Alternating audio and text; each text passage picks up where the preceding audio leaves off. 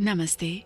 You are listening to The Dreadful Day, written by Abhijit Chakraborty and narrated by Mridweeka. It was dark in the room, but outside the sun was high overhead. It was noon. Reba was still lying in bed. She had always been an early riser, but these days things were different. If she tried to get up, it would be impossible for her. Her body was paralyzed. Reba awoke from her slumber, drenched in perspiration. As for her routine, she attempted to sit up in bed but found herself unable to do so. Suddenly, the memory of the incident that had left her entire body paralyzed flooded her mind, and tears welled in her eyes. While she wept, her mobile phone began to ring. Glancing at the screen, she saw the name Prakash flashing. Prakash, her classmate from 5th grade, and her fiancé was calling her. It had become his daily routine to call her more than 10 times whenever he left Kolkata for his family's business. That day, Reba recalled, Prakash had also gone out for the same reason. She couldn't help but think that if Prakash had been with her that dreadful day, nothing terrible would have transpired. In her frustration, she angrily disconnected the call and resumed weeping. Reba had been a vibrant soul since childhood, blessed with a fair complexion, cascading long hair, and a slender frame. As the sole offspring of the prosperous businessman Sanjeev Basak, her every desire was met without hesitation. Despite her indulged upbringing, she never demeaned others, but rather extended her hand to aid them. However, she did have one peculiar habit, a penchant for acquiring a brand new smartphone every 6 months and subsequently selling it on OLX. Reba's journey took an extraordinary turn when she crossed paths with Prakash Sen in the 5th grade. Gradually, they evolved from best friends into something deeper, kindling the flames of love. By the time they reached college for their M.Com studies, their respective parents, who had known each other previously, consented to their relationship, driven solely by their children's happiness. Reba's life was a tapestry of bliss and contentment until that dreadful incident disrupted her tranquil existence. The phone rang for the second time, and this time it wasn't Prakash, but her father, Sanjeev, whose name flashed on the mobile screen. As Reba looked at the display, she gently wiped her tears away and answered the call. "Have you had your breakfast, Mammon?" inquired a caring voice from the other end of the phone. "Not yet, Baba," Reba responded firmly. "I've just woken up." "All right, but don't forget to take your medicine after breakfast," Sanjeev reminded her as usual with his usual daily tone. "How long will it take, Baba? I need to stand up and run like before." An impatient Reba exclaimed. There was no response from the other end, only a long sigh. After a brief pause, Sanjeev replied, "We will all go on a picnic for your birthday next month." When Reba heard about her upcoming birthday, it brought back memories of her past birthday celebrations. Every year, she had a grand birthday party. She would wake up early, go to a beauty salon to get ready for the evening bash, and wear a princess-like dress in the evening. Her father always invited some celebrities to the party. But last year, her birthday wasn't as fancy because her father's business was running at losses. Even they had to sell their car to keep it going. That's when Prakash's father helped them a lot. "If my father hadn't sold our car, I wouldn't have taken that taxi that day," Reba reminisced, her mind once again haunted by the traumatic incident. As the memories overwhelmed her, she began to sob in fear. Within moments, her sobbing escalated into agonizing gasps of breath. Desperate, she cried out for help, and her mother rushed to her side. Her mother gave her some medicine, but to their alarm, unlike every day, it had no effect that day. Reba's sobbing grew even more intense, and after a while, her mother noticed blood trickling from her mouth. Without hesitation, Mrs. Basak urgently called for her husband. In his office, Mr. Sanjeev Basak was lost in deep thought. The family doctor's advice weighed heavily on him, suggesting that he might lose his beloved daughter soon. He consulted many doctors, but they all provided the same answers. "We are helpless, Mr. Basak. We can't save your daughter's life. Her vital organs have all been ruptured," said their family doctor when she was taken to the hospital after the incident. That day, Reba was senseless. Her t-shirt was covered with a pool of blood, and it was torn. Some bruises were spotted on her face. It was bleeding from her whole body. Mr. Sanjeev Basak was in his office that day, working late at night as usual. He was thinking about a surprise gift for his daughter, Reba. He knew that she was not happy because he couldn't arrange a grand birthday party for her last year. Reba never complained, knowing her father's business situation. Suddenly, his mobile rang. "Hello, who's this?" asked Mr. Basak. "Hello, I'm Inspector Boran Ganguly. Is this Mr. Sanjeev Basak?" said the other side speaker. "Yes, is there anything wrong, Mr. Ganguly?" said Mr. Basak. "Actually, we found a girl lying unconscious here in front of an abandoned factory. We found her admission card, which had the name Reba Basak and your name in the father's name field, along with this number," informed Inspector Ganguly. After hearing this, Mr. Basak fell from his chair and couldn't move for a moment. Darkness engulfed his vision, and all he could hear was the repeated sound of "hello" emanating from the mobile phone that had fallen beside him. "Hello," Mr. Basak answered, managing to calm himself. "Please write the address and come as soon as possible," said Inspector Ganguly. "1 minute," assured Mr. Basak.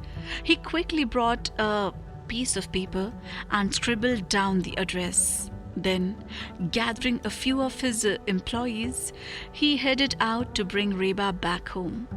His mobile phone rang. Mr. Basak's thoughts were consumed by that dreadful day. He alone knew that the anguish of rushing his daughter to the hospital was the advice of their family doctor thereafter. He glanced at his mobile screen. It displayed his wife's name. He sensed that the dreaded moment had arrived. His hands trembled so uncontrollably that he couldn't answer the call. The call ended and rang for the second time. This time he gathered his courage and answered it. "Hello, Reba is sobbing and blood is oozing from her mouth. I've given her medicine, but it's not working," cries Mr. Basak in distress. "Admit her to the hospital immediately. I'm reaching there with our family doctor," assured Mr. Basak. Reba was promptly rushed to the hospital, where she found herself in isolation. In the ICU, she relied on oxygen support, fully aware of the grim reality that her time was limited. Vague recollections of the events from that dreadful day began to resurface in her mind. She remembered again what actually had happened on that day. The dreadful day. Reba had been feeling upset for a few days because her father, whom she adored, seemed distant, not paying attention to her. Although she understood He was working hard to fix their family business. But today, she was happy because her father had given her money to buy a smartphone the previous night. She hadn't received any gifts for a while, not when she finished her master's degree a few months ago, not even on her birthday. Last year's birthday wasn't grand either, because her father had to sell their car due to financial troubles.